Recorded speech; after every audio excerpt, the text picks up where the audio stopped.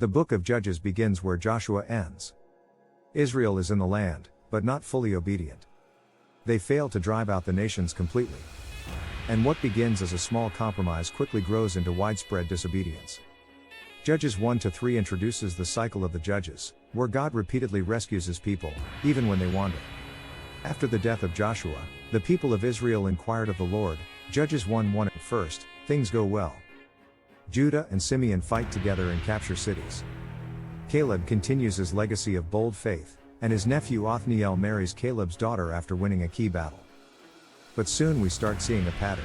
But Manasseh did not drive out the inhabitants. Judges 1:27. Same is said of Ephraim, Zebulun, Asher, Naphtali, and others. Rather than removing the enemy, Israel chooses to live alongside them, often putting them to forced labor instead. God doesn't ask for partial obedience.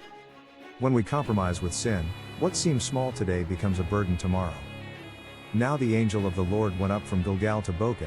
Judges 2:1. God sends a divine messenger to confront the people. You have not obeyed my voice. What is this you have done? Judges 2:2. The people weep and offer sacrifices, but the damage is done. A new generation arises that does not know the Lord, and the cycle begins. 1. Israel disobeys and worships idols. 2. God allows enemies to oppress them. 3. The people cry out for help. 4. God raises a judge, deliverer. 5. The judge saves them, but after their death, the cycle repeats. They did not listen to their judges. They hoard after other gods. Judges 2:17. Even in rebellion, God raises up deliverers. His mercy is greater than our failure, but he longs for lasting faith, not just crisis repentance. Now these are the nations that the Lord left to test Israel. Judges 3:1. God allows certain enemy nations to remain, not to punish, but to test Israel's faithfulness. When Israel fails again, God raises 3 early judges. 1. Othniel, VV. 7-11. Israel serves Baals. God hands them over to a king from Mesopotamia. They cry out, and Othniel, Caleb's nephew, delivers them. The Spirit of the Lord was upon him. 10. Land has peace for 40 years. 2. Ehud, VV. 12-30. Israel sins again, and King Eglon of Moab oppresses them. God raises Ehud, a left-handed Benjaminite. Ehud tricks Eglon and kills him with a hidden dagger. He escapes and leads Israel to defeat Moab, so the land had rest for 80 years. 30. 3. Shamgar, v.